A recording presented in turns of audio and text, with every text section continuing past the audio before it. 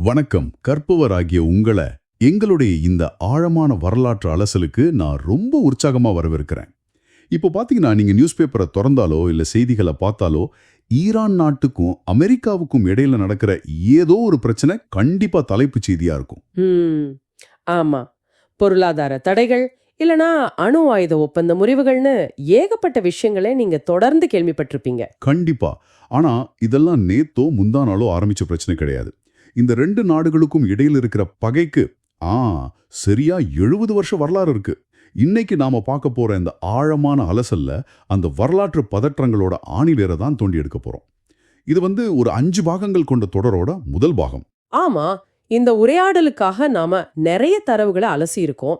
அதாவது throughline, the rest is history, interlace history மாதிரி பல வரலாற்று ஆவணங்கள், அப்புறம் கவுன்சில் ஆன் ஃபாரின் ரிலேஷன்ஸ் நிபுணர்களோட விவாதங்கள், பல ஆய்வுக் கட்டுரைகள்னு ஒரு பெரிய தகவல் சுரங்கத்தையே நம்ம பயன்படுத்தியிருக்கோம். அதேதான். இந்த அலசலோட முக்கிய நோக்கம் என்னன்னா, இன்றைய உலக அரசியலை நீங்க முழுமையா புரிஞ்சுக்க கடந்த காலத்துல நடந்த ஒரு 4 முக்கிய தூண்களை மட்டும் இன்னைக்கு பிரத்யேகமா பேச போறோம். 1953 நடந்த ஒரு ஆட்சி கவிழ்ப்பு, பஹ்லவி வம்சத்தோட சர்வாதிகார ஆட்சி, 1979 நடந்த இஸ்லாமிய புரட்சி, அப்புறம் அந்த பணைய கைதிகள் நெருக்கடி. இந்த 70 வருஷ விரோதத்தை நாம ரொம்ப ஆழமா கவனிக்கணும். ஏன்னா இது வெறுமனே அரசியல் முரண்பாடுகள் கிடையாது. வெளியுறவுக் கொள்கை நிபுணர்கள் சொல்ற மாதிரி இது நினைவில் நீங்காத பேரதிர்ச்சிகளால் கட்டமைக்கப்பட்ட ஒரு பகை. அதாவது மெமரி மேக்கிங் ஷாக்ஸ் அப்படின்னு சொல்றாங்க. மெமரி மேக்கிங் ஷாக்ஸ் கேட்கவே ரொம்ப அழுத்தமா இருக்கு. நிச்சயமா ஒரு நாட்டு மக்களோட மனசுல தலைமுறை தலைமுறையா மறக்க முடியாத அளவுக்கு ஆழமான காயங்களை ஏற்படுத்துற சம்பவங்கள் இவை. இதை நீங்க ஏன் தெரிஞ்சுக்கணும்னா, நேற்றைய வரலாற்று வடுக்கள் தான் இன்றைய செய்தித்தாள்களோட தலைப்புச் செய்திகள். இதை புரிஞ்சுக்காம நாம மத்திய கிழக்கோட அரசியலை கொஞ்சம் கூட புரிஞ்சுக்க முடியாது. ம் ரொம்ப சரி. அப்போ இந்த வடுக்கள் எப்போ உருவானதுன்னு நம்ம கொஞ்சம் பின்னோக்கி போய் பார்க்கலாம். சரியா 1950களோட தொடக்கத்துக்கு போவோம். ஈரானோட பிரதமராக முகமது மொசாடேக் அப்படிங்கிறவர் பதவியில இருக்காரு. அவர் அப்போ ஒரு மிகப்பெரிய முடிவு எடுக்கிறார். ஆமா, ஈரானிய எண்ணெய் வளங்களை தேசியமயமாக்கினார். அதானே, அது மொத்த மேற்கத்திய உலகத்தையும் அதிர்ச்சியில உரைய வச்சது. ஏன்னா அவர் எங்க நாட்டு எண்ணெய் எங்க மக்களுக்கு தான் சொந்தம் அப்படின்னு ஒரு ரொம்ப துணிச்சலான அறிவிப்பை வெளியிட்டார். அது மட்டும் இல்லாம அவர் அமெரிக்கா கூடவும் சேரல, சோவியத் யூனியன் கூடவும் சேரல, ஒரு அணிசேரா வெளியுறவு கொள்கையை ரொம்ப உறுதியா கடைபிடிச்சார். இது ஒரு வளரும் நாட்டுக்கு ரொம்ப பெரிய விஷயம்தான். ஆனா இந்த துணிச்சல் தான் அவருக்கு ஒரு பெரிய ஆபத்தாவும் முடிஞ்சது. ஆகஸ்ட் 1953 நடந்த அந்த 4 நாட்கள் அது ஈரானோட தரையெழுத்தையே மாத்திடுச்சு. Operation Ajax. அதேதான். அமெரிக்காவோட CIA அமைப்பும் பிரிட்டனோட MI6 உளவு அமைப்பும் சேர்ந்து ஆபரேஷன் அஜாக்ஸ் அப்படிங்கிற ரகசிய திட்டத்தின் மூலமா ஜனநாயக ரீதியாக தேர்ந்தெடுக்கப்பட்ட மொசாடேக்க பதவியிலிருந்து தூக்கி எறிஞ்சாங்க. யோசிச்சு பாருங்க, இது ஈரானிய மக்களோட மனசுல எவ்வளவு பெரிய கோபத்தை ஏற்படுத்தி இருக்கும். இதுதான் ஒட்டுமொத்த பிரச்சனைக்கும் மூலப்பாவோன்னு நான் நினைக்கிறேன். கண்டிப்பா. ஆனா இங்க ஒரு விஷயத்தை நாம ரொம்ப கவனமா பார்க்கணும். நம்ம ஆதாரங்கள்ல சில முக்கியமான மாற்று பார்வைகளும் கொடுக்கப்பட்டிருக்கு. குறிப்பா ரே டக்கையின் வரலாற்று ஆய்வுகளின் படி பாத்தீங்கன்னா, இதை வெறும் மேற்கத்திய நாடுகளின் சதி அப்படின்னு மட்டும் நாம சுருக்கிட முடியாது. ஓ அப்படியா? வேற என்ன காரணங்கள் இருந்துச்சு? மொசாடிக் எண்ணெய் வளங்களை தேசியமயமாக்கினது மக்களுக்கு பெரிய பெருமையா இருந்திருக்கலாம். ஆனா அவரோட நிர்வாகத்துல சில சர்வாதிகார போக்குகள் இருந்திருக்கு. அதனால ஈரானின் உள்நாட்டு சக்திகளான மதகுருமார்கள், வணிகர்கள் மற்றும் இராணுவத்தினரும் அவருக்கு எதிரா திரும்பி இருந்தாங்க. அதாவது ஈரானுக்குள்ளேயே அவருக்கு நிறைய எதிர்ப்புகள் கிளம்ப ஆரம்பிச்சது. ஆமா. இந்த உள்நாட்டு கொந்தளிப்பை தான் வெளிநாட்டு உளவு அமைப்புகள் தங்களுக்கு சாதகமா பயன்படுத்திக்கிட்டாங்க அப்படிங்கிற ஒரு பார்வையும் அந்த ஆய்வுகள் முன்வைக்குது. இது எந்த ஒரு தரப்பையும் ஆதரிக்கிற விஷயம் கிடையாது.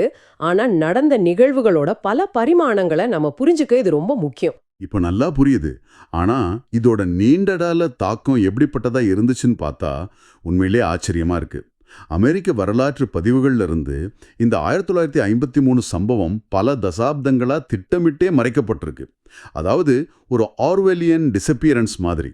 அப்படி ஒரு சம்பவமே நடக்காத மாதிரி வரலாற்றிலிருந்து மறைச்சிட்டாங்க. ஆமா.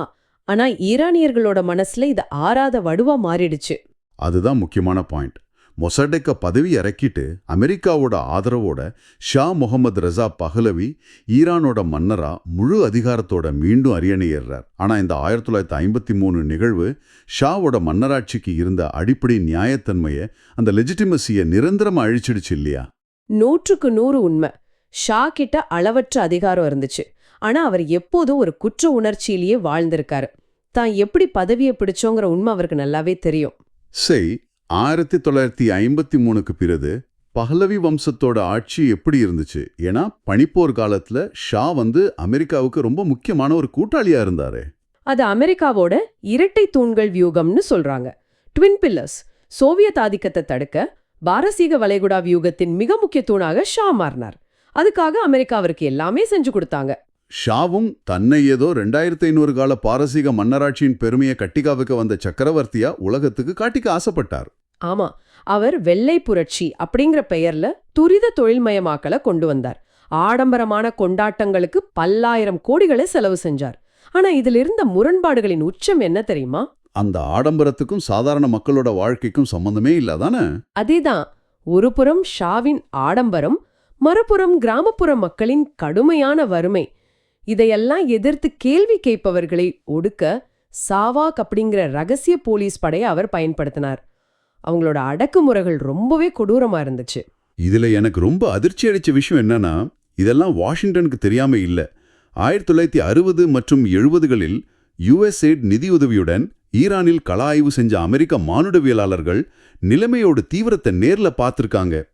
நிலையற்ற பொருளாதார கொள்கைகளாலும் அந்த சாவாக் அமைப்பின் அத்துமீறல்களாலும் மக்கள் மத்தியில் ஷாவிற்கு எதிராக வளர்ந்து வரும் கோபத்தை அமெரிக்காவிடம் அவங்க எச்சரிச்சிருக்காங்க. ஆனா வாஷிங்டன் அத காதுல கூட வாங்கிக்கவே இல்ல. அதுதான், எப்படி இவ்ளோ பெரிய புறக்கணிப்பு நடந்துச்சு?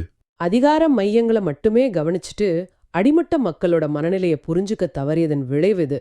பல தசாப்தங்களா மக்கள் மனசுல அடக்கி வைக்கப்பட்டிருந்த அந்த வெறுப்பு தான் 1979ல ஒரு மாபெரும் இஸ்லாமிய புரட்சியா ஒட்டுமொட்டமா வெடிச்சுது. இந்த 1979 இஸ்லாமிய புரட்சிங்கிறது வரலாற்றோட ரொம்ப சுவாரஸ்யமான ஒரு கட்டம். ஒரு பிரெஞ்சு கிராமத்துல தலைமறைவா இருந்துகிட்டு இருந்த அயத்துல்லா ருஹுல்லா குமேனி அப்படிங்கிற ஒருத்தர் எப்படி இவ்வளவு பெரிய புரட்சியை வழி நடத்தினார், அதுவும் வெறும் ஒலிநாடாக்கள், அதாவது கேசட் டேப்புகள் மூலமா. இது நினைக்கும் போதே ரொம்ப வியப்பா இருக்கு. இந்த கேசட் புரட்சி ஒரு பக்கம் இருந்தாலும் குமேனி உருவாக்குன அந்த கூட்டணி தான் இதுல ரொம்ப முக்கியம். இடதுசாரிகள் மற்றும் இஸ்லாமியர்களுக்கு இடையிலான சிவப்பு பச்சை தந்திரோபாய கூட்டணி அப்படின்னு இது ஆய்வாளர்கள் சொல்றாங்க. Red green alliance. ஆமா, கொள்கை அளவுல இவங்க 2 பேருக்கும் சம்பந்தமே இல்ல. ஆனா ஷாவை வீழ்த்தணும் அப்படிங்கிற அந்த ஒற்றை நோக்கத்துக்காக இவங்க 2 தரப்பும் கை கோர்த்தாங்க. இதுதான் ஷாவோட வீழ்ச்சிக்கு அடித்தளம் அமைச்சுது. ஆனா ஷா கிட்ட 4 லட்சம் ராணுவ வீரர்கள் இருந்தாங்க, பலம் வாய்ந்த சாவாக் அமைப்பு இருந்துச்சு, அளவற்ற செல்வம் இருந்துச்சு. அப்படி இருந்தும் அவர் ஏன் இந்த புரட்சியை ஒடுக்கல? அவர் நினைச்சிருந்தா ஈஸியா அடக்கியிருக்கலாமே. அதுக்கு காரணம் அவர் மனதளவில ரொம்பவே பலவீனமா இருந்தார். ஈரானிய ராணுவ தளபதி அசாரி சொன்ன ஒரு புகழ்பெற்ற மேற்கோளை இங்க நாம நினைவு கூறணும். ஆமா, அந்த மேற்கோள் ரொம்ப ஆழமானது. மன்னரால் ஒரு முடிவுக்கு வர முடியாததால் இந்த நாடே கைநழுவு போய்விட்டது அப்படின்னு அசாரி சொன்னார். ஷாவுக்கு தன் ஆட்சியின் மீதே நம்பிக்கை இல்லை. அவர் 1953 குற்ற உணர்ச்சியால் வெட்டியாடப்பட்டார். அது மட்டும் இல்லாம செப்டம்பர் 1978 நடந்த ஜாலே சதுக்க துப்பாக்கிச் சூடு போன்ற நிகழ்வுகள் நிலைமைய முற்றிலும் கைமீறி போக வச்சிடுச்சு. இந்த நேரத்துல அமெரிக்க உளவுத்துறையோட தோல்வி எந்த அளவுக்கு இருந்துச்சுன்னா, 1978ல கூட CIA ஷா இன்னும் ஒரு தசாப்த காலத்திற்கு உறுதியாக ஆட்சி செய்வார்னு நம்பியிருக்காங்க. இது எப்படிப்பட்ட குருட்டுத்தனம் பாருங்க. இது உளவுத்துறையின் ஒரு வரலாற்று பிழை. முடிவில் ஷா நாட்டை விட்டு வெளியேறினார். கோமேனி 100க்கும் மேற்பட்ட சர்வதேச பத்திரிகையாளர்களுடன் ஏர் பிரான்ஸ் விமானத்தில் வெற்றிகரமாக ஈரான் திரும்பினார். அவர் திரும்பிய பிறகு நடந்த சம்பவங்கள் தான் இந்த 2 நாடுகளுக்கும் இடையிலான உறவை முற்றிலுமா துண்டிச்சுது. அதான் அந்த 4வது தூண் பணைய கைதிகள் நெருக்கடி. தி ஹாஸ்டேஜ் கிரைசிஸ். நவம்பர் 4, 1979ல இஸ்லாமிய கிளர்ச்சியாளர்கள் டெஹ்ரானில் உள்ள அமெரிக்க தூதரகத்தை முற்றுகையிட்டாங்க. அது ஒரு நாளோ 2 நாளோ இல்ல, 444 நாட்கள் அமெரிக்கர்கள் பணையக் கைதிகளாக சிறைபிடிக்கப்பட்டாங்க. ஒவ்வொரு நாளும் அமெரிக்க தொலைக்காட்சிகள்ல இதுதான் பிரதான செய்தியா ஓடிக்கிட்டு இருந்துச்சு. மக்கள் தங்களோட சொந்த நாட்டில் உட்கார்ந்துகிட்டு தங்கள் நாட்டு மக்கள் இன்னொரு நாட்டுல அடைபட்டு கிடக்கிறத கையறு நிலையில பார்த்துக்கிட்டு இருந்தாங்க. ஆனா இந்த தூதரக முற்றுகையை கொமேனி ஏன் ஆதரித்தார்? இதுக்கு பின்னாடி ஒரு ஆழமான அரசியல் கணக்கு இருக்கு. கொமேனி இந்த நெருக்கடியை ஒரு கருவியாக பயன்படுத்தினார். இடதுசாரி குழுக்களை ஓரங்கட்டவும் மெஹ்தி பசர்கான் போன்ற மிதவாதிகளை பதவியிலிருந்து விரட்டவும் அவருக்கு ஒரு வாய்ப்பு தேவைப்பட்டது. ஓ, அப்போ ஈரானில் ஒரு முழுமையான மதராட்சியத்தை நிறுவுவதற்காக அவர் செஞ்ச ஒரு அரசியல் தந்திரமா இது? ஆமாம், இந்த முற்றுகையை ஆதரிப்பதன் மூலம் இஸ்லாமிய புரட்சியின் தீவிரமான முகமாக தன்னை நிலைநிறுத்திக்கிட்டார். இதன் பிறகுதான் மார்க்பார் அமெரிக்கா, அதாவது அமெரிக்கா ஒழிக அப்படிங்கிற முழக்கம் ஈரானின் அதிகாரப்பூர்வ கொள்கையாகவே மாறியது. இது எவ்வளோ பெரிய முரண்பாடு பாருங்க. 1953 ஈரானியர்களின் மனதில் ஏற்பட்ட அதே அளவு உளவியல் பேரதிர்ச்சியும் ஆழமான காயமும் இந்த 444 நாள் பணைய கைதிகள் நெருக்கடியின் மூலம் அமெரிக்கர்களின் மனதிலும் நிரந்தரமா விதைக்கப்பட்டுருச்சு. ஒரு நிரந்தர பகை உருவாயிடுச்சு. சரியா சொன்னீங்க.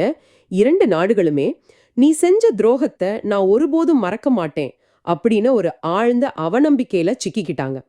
இரண்டு பேருமே தங்களோட கடந்த கால தவறுகள்ல இருந்து பாடம் கத்துக்காம எப்படி பழிவாங்கும் உணர்விலேயே தேங்கி போயிட்டாங்கங்கிறது தான் இந்த வரலாறு நமக்கு காட்டுது. ஆக இவ்வளோ நேரம் நம்ம பேசின இந்த விஷயங்கள் எல்லாம் நமக்கு உணர்த்துற பாடம் என்ன? நீங்க ஏன் இது தெரிஞ்சுக்கணும்?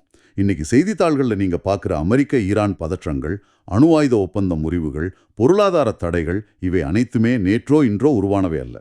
70 ஆண்டுகளுக்கு முந்தைய இந்த 4 முக்கிய சம்பவங்களின் அடித்தளத்தில் தான் இன்றைய மத்திய கிழக்கின் புவிசார் அரசியலே இயங்குது. உண்மைதான். அந்த மெமரி மேக்கிங் ஷாக்ஸ் அப்படிங்கிறது இன்னைக்கு வரைக்கும் 2 நாடுகளையும் இயக்கிட்டு இருக்கு. அருமையான ஒரு அலசல் இது. நிகழ்ச்சியை முடிக்கும் முன் உங்களின் தனிப்பட்ட சிந்தனைக்கு நான் ஒரு மிகப்பெரிய கேள்வியை முன்வைக்க விரும்புகிறேன். ஒருவேளை 1953 முகமது மொசாடேக்கின் ஜனநாயக அரசாங்கம் கவிழ்க்கப்படாமல் இருந்திருந்தா என்ன நடந்திருக்கும்? ஈரான் ஒரு மதச்சார்பற்ற அமைதியான ஜனநாயக நாடாக தொடர்ந்திருந்தா இன்று மத்திய கிழக்கு பகுதியே போர்கள் இல்லாத ஒரு அமைதி பூங்காவாக இருந்திருக்குமா? வரலாற்றோட ஒரு சின்ன மாற்றம் இந்த உலகத்தோட தலையெழுத்திய எப்படி மாத்தி போட்டிருக்கோம் அப்படிங்கிற இந்த கேள்வியை உங்களோட சிந்தனைக்கு விட்டுட்டு நாங்க விடைபெறுகிறோம். இந்த தொடரோட அடுத்த பாகத்துல சந்திக்கலாம்.